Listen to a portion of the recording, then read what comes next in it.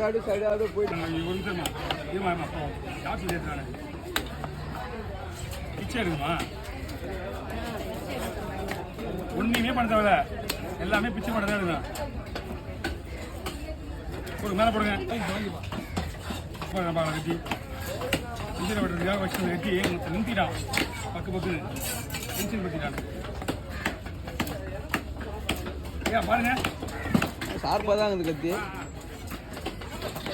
கத்தியெல்லாம் இவ்வளோ நீட்டாக தான் கூடாது கத்தை நான் தான் என்ன பண்ணேன் கத்தை வடிச்சிட்டா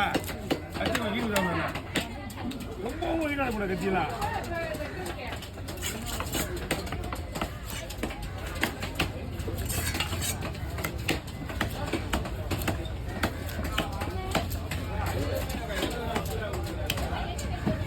கணவரா போட்ட போல